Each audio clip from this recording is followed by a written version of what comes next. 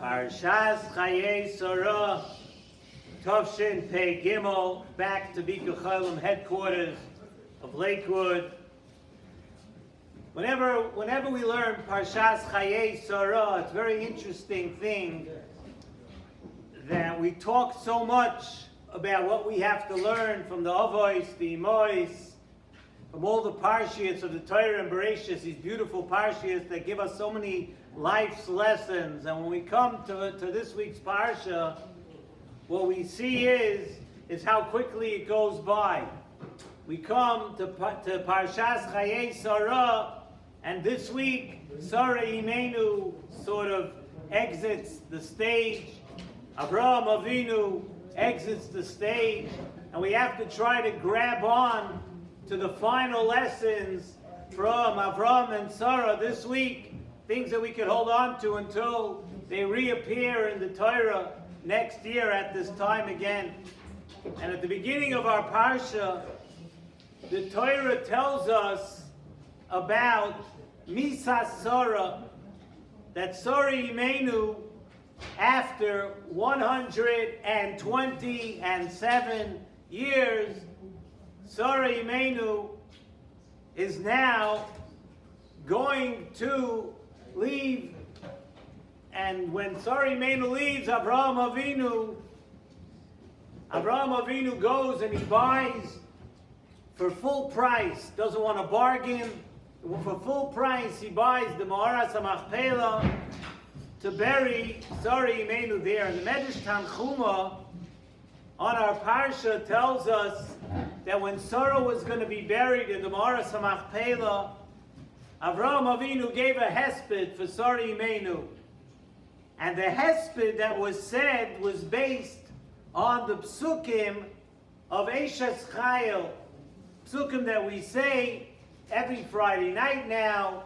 Of course, we know that the actual Eishes Chayil, written many, many years later, but the hesped that Avraham Avinu gave on Sarah was based on each pasuk of Eishes Chayil. And the Medrash goes ahead and really elaborates on how each pasuk applied to Sarah Imenu. And when it comes to the pasuk of Zamima Sadeh Vatikochehu, the Medrash tells us that what does this mean? The Medrash says that Avraham Avinu purchased the Ma'aras HaMachpelah after he negotiated and he went through the terms. Avraham Avinu, that's the Maila. Avraham Avinu bought and he bought the Ma'aras HaMachpelah for Sarah Imenu. So Nesivos Shalom asked the obvious question that we all know, that the Ma'aras HaMachpelah was only purchased by Avraham Avinu after Sarah had already passed away. So if it's after the lifetime of Sarah Imenu, how would this be a praise? Avraham Avinu is saying a hesped to Sarah. He's saying different praises about the life of Sarah. Zamima Sada Vatikochehu only took place after Sarah Imenu had already passed away. Why is this a Maila of Sarah? So Nesivos Shalom answers based on a Gemara. The Gemara, Masechta Brachas, Daf Yud Ches Amud Aleph, tells us that tzadikim b'misasan kruyin chayim. Something that we all know and we all think about, that tzadikim, after they pass away, they are still called as if they are alive. There's a life to them even after they are nifter. Tzadikim have a koyach of nitzrius. They have a koyach of something that lasts beyond what we would normally comprehend is the lifetime of something. Tzadikim have a koyach of nitzrius, that their hashpah continues even after they pass on from this world. And the koyach of an Eishes Chayil, such as Sarah Imenu, that too continues after she has an influence on the events that take place and things that are done after her lifetime. And we find in the past few parshias, the psukim say something very interesting. And listen to this pasuk. Vayomer Elokim li Avraham.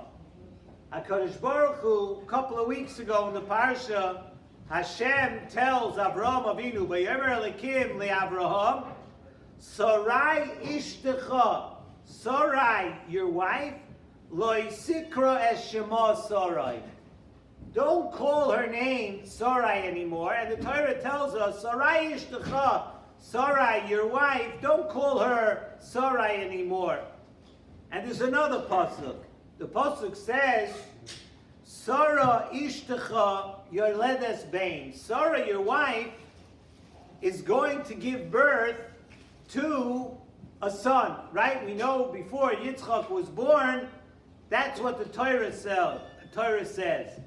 So it would seem from these two psukim, first of all, where it says to Abraham, don't call your wife Sarai anymore, it says Sarai ishtecha, Sarai your wife, and so too, Sarah ishtecha, Sarai your wife, is going to give birth to a son.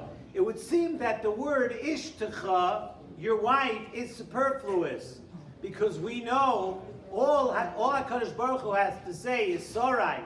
All the Torah has to tell us is Sarah. Why does it have to keep repeating Sarai, your wife? Sarah, your wife. We know that Sarah was the wife of Avraham Avinu. Why does the Torah have to keep saying that, keep reminding us of that? It says in Nesivos Shalom that the Torah is letting us know about this idea that we just spoke about. The Torah is letting us know about this idea of a nitzchias for tzaddikim and tzidkoniyos. That we need to know, and you need to know, that Sarah will always be ishtecha, your wife, even after 127 years when Sarah leaves the world. But the Torah is telling us this idea of nitzchias, that Sarah ishtecha, that even after 127 years, when Sarah passes away, after she passes away, she is still called the wife of Avraham Avinu. That is nitzchias. That the avois and the imois are still alive with us. The spirit of the avois, the spirit and the imois, that never goes away. They continue to be here. They continue to influence us now. And really, we could bring a proof from the pasuk at the end of the parsha. The pasuk at the end of our parsha tells us, Vayosef Avraham, Vayikach Isha Ushma Keturah. That Avraham Avinu added on, and he took another wife, and her name was Keturah. The question is, the taking of this other wife was after Sarah passed away already. So what does it mean? What does the pasuk mean when it says Vayosef, that Avraham Avinu added another wife? At that point, it was the only wife that Avraham had. Sarah wasn't there anymore. Why does the Torah tell us Vayosef, that Avraham Avinu added on a wife? The answer is, once again, as we've been explaining, that Sarah Imenu and the influence that she has, Sarah Imenu, the idea of Sarah Imenu is nitzchi. The idea of Sarah Imenu remains with us forever. This idea of Sarah Ishtecha, that is nitzchias. Even when she is not alive, it's as if she is still here. So then the other wife was added to Sarah because Sarah was still around. The spirit of Sarah was still there. So the Torah tells us, Vayosef Avraham. Not that he just took a wife and that was the only wife he had. Avraham Avinu added on a wife to the influence of Sarah that was still around. And that is the pasuk that we spoke about and we asked about at the beginning of the shir. The pasuk we said in S.S.S. Nesivos Shalom Chayei. Avraham Avinu plotted and he acquired the Ma'aras HaMachpelah. And we asked the question that how was that a shvach for Sarah? How was that in the hesped of Sarah? If the plotting and the buying of the land of the Ma'aras HaMachpelah in Hebron was after Sarah passed away. So with what we're saying now, it was a shvach for the hesped of Sarah because it was all still in the schus of Sarah. It was in her schus, and with her hashpah of being the Eishes Chayil, that Sarah always was, it had direct shaykhs to her even now.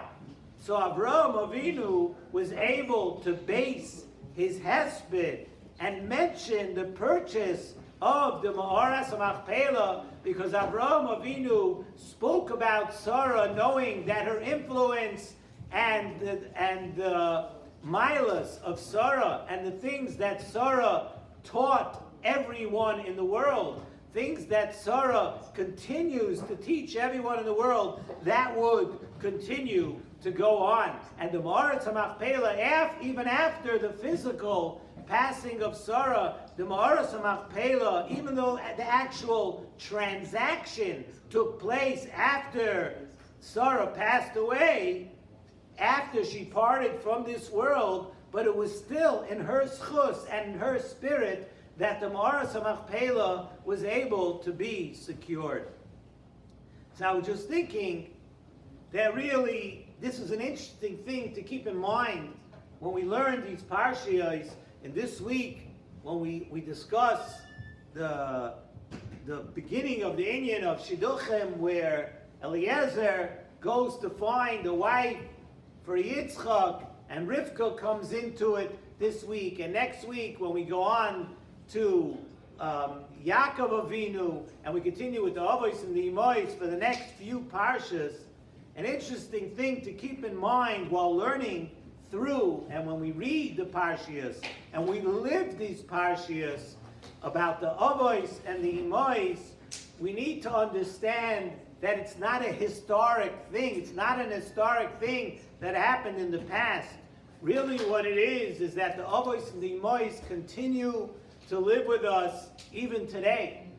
And when we learn the lessons and we try to act like the Avos and the Imois, when we try to internalize and act with the midos of Avraham Avinu and Yitzchak Avinu and Sarah Imenu in our parsha, when we do that, it's not because we are memorializing something which we once had.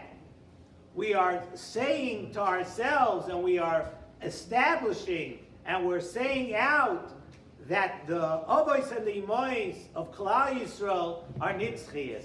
The Avos and the Imois continue to live with us until today. And this is really the inyan that you see many people also, when they're mispalel by the kvarim of tzaddikim and tzidkoniyos, we're basing it really on this Gemara, the Gemara that told us tzaddikim b'misason kruyim chayim. And the first one to teach it to us here really in the Torah is this lesson of Sarah Imenu. This lesson that Avraham Avinu taught us when he gave a hesped for Sarah, and Avraham Avinu told us something which he transacted and did after the death of Sarah. Avraham Avinu is telling us that it wasn't her schus, that she stays with us and it's still alive. And it's really a lesson that when we learn the parsha, let's keep this in mind. Keep it in mind that it's something which is Chaim. The Torah is Chaim. The Avos and the Imois are Nitzchias. The Torah is Nitzchias. And it's a lesson. It makes it even more important for us to build on it and to try to act like the Avos and the Imois and their Midos. The lesson learned from this week's Parsha.